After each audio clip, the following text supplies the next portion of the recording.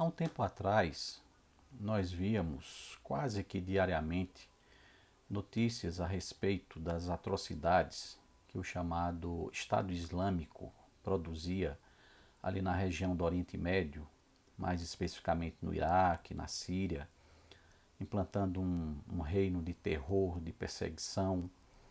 Víamos estarrecidos imagens até de assassinato, né, de cristãos, de indivíduos que professavam a sua fé em Jesus Cristo, mas não só cristãos, também muçulmanos que não pensassem da mesma forma que eles. E aquilo ali era uma representação de um reino de terror, de violência, de ódio. Mas um fenômeno se mostrou naquele momento. Era o fenômeno que se denominou de radicalização de jovens. Jovens europeus, até jovens também norte-americanos, que tinham a princípio uma vida pacata, uma vida tranquila, uma vida simples na sua localidade, e de repente passaram a mudar, de repente passaram a ser dominados por um discurso de ódio, um discurso diferente, um discurso radicalizado, e deixaram para trás as suas vidas e foram militar junto às tropas desse Estado Islâmico. Então foi o que se chamou de processo de radicalização. Como é que jovens passam por uma transformação dessa? Jovens a princípio tão pacatos, jovens a princípio tão simples, e eles agora dedicam as suas vidas e vão perder as suas vidas numa batalha em nome de violência, em nome do ódio, em nome do terror. Isso nos mostra a possibilidade que existe nas nossas vidas, ou nem tanto possibilidade, mas a realidade que existe em nossas vidas, de nós sermos influenciados no nosso coração, nos nossos sentimentos e nas nossas atitudes a partir daquilo que vem de fora. E há uma passagem nos evangelhos, mais especificamente no Evangelho de Mateus, numa das passagens do Sermão do Monte, capítulo 6 do Evangelho de Mateus, o versículo 22, quando Jesus, 22 e 23, quando Jesus nos deixa as seguintes palavras: São os olhos a lâmpada do corpo. Se os teus olhos forem bons, todo o teu corpo será luminoso. Se, porém, os teus olhos forem maus, todo o teu corpo estará em trevas. Portanto, caso a luz que em ti há sejam trevas, que grandes trevas serão. Não é à toa que essa passagem vem logo em seguida às palavras do Senhor Jesus, falando a respeito do tesouro na terra e do tesouro no céu. Quando Jesus profere as conhecidas palavras, dizendo: Onde estiver o teu coração, aí estará o teu tesouro. Jesus fala da necessidade que nós temos em escolher, em fazer as nossas prioridades, estabelecer as nossas prioridades. Aquilo que nós escolhermos como prioridade em nossas vidas será o nosso tesouro e, consequentemente, aí estará o nosso coração. Então, ele nos alerta para essa realidade. Nós fazemos escolhas, nós elegemos aquilo que é prioridade no nosso viver. Então Jesus nos recomenda: não juntem tesouros aqui na terra, mas juntem tesouros no céu. Logo em seguida ele vai falar a respeito dos olhos. Uma ideia muito comum na sua época de que os olhos eram ou representavam a parte do nosso corpo por onde a luz entrava, para iluminar o nosso interior.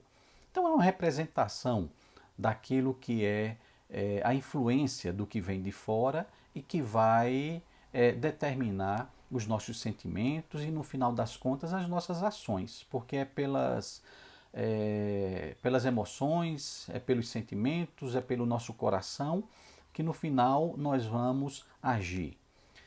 Então Jesus nos alerta a respeito disso. E a pergunta que fica para nós é: onde nós temos posto os nossos olhos? Onde nós temos fixado os nossos olhos? Porque dependendo de onde eles estão, o que predominará em nós ou no nosso interior, no nosso coração, será os benefícios da luz ou os prejuízos das trevas. Jesus nos faz esse alerta.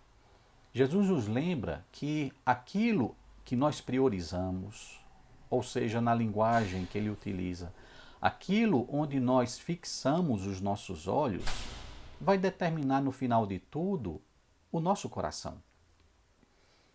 Nosso coração está depositado em quê? Os nossos olhos estão fixos em quê? O que é que nos influencia? O que é que determina as nossas emoções e os nossos sentimentos?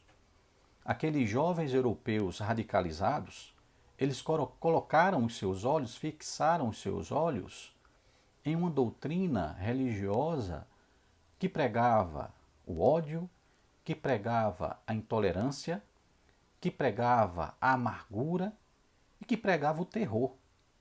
E isso fez com que os seus sentimentos e as suas ações fossem determinadas por esses, entre aspas, valores. Onde nós temos posto os nossos olhos? Que tipo de luz é que tem entrado em nosso coração? Por isso que Jesus nos alerta, cuidado. Se os teus olhos forem bons, nosso interior será cheio de luz. Mas se os nossos olhos forem maus, quão densas as trevas em nosso coração serão? O que é que nós temos observado? Onde nós temos fixado o nosso olhar? O que é que tem entrado em nossos corações? Quando nós fixamos os nossos olhos em Cristo, o que deve predominar no nosso coração é o amor. É um coração misericordioso. É um coração disposto a ajudar, disposto a amar, disposto a ser tolerante com as pessoas.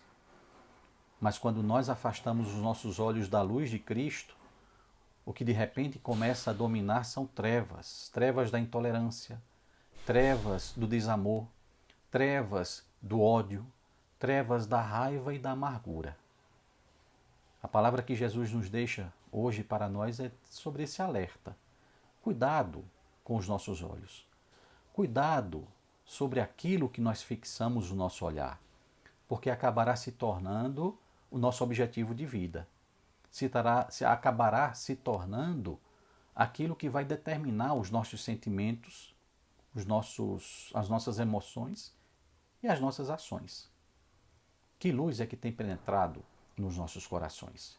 Num tempo tão radicalizado em que nós vivemos, cuidado com aquilo em que nós fixamos o nosso olhar. Cuidado com aquilo em que nós permitimos deixar entrar nos nossos corações. E jamais nos esqueçamos de fixar os nossos olhos na luz de Cristo, porque assim o nosso coração será transbordante de todos os valores e virtudes que estão relacionadas a Jesus Cristo e ao seu reino. Onde nós temos fixado os nossos olhos. Que Deus assim nos abençoe.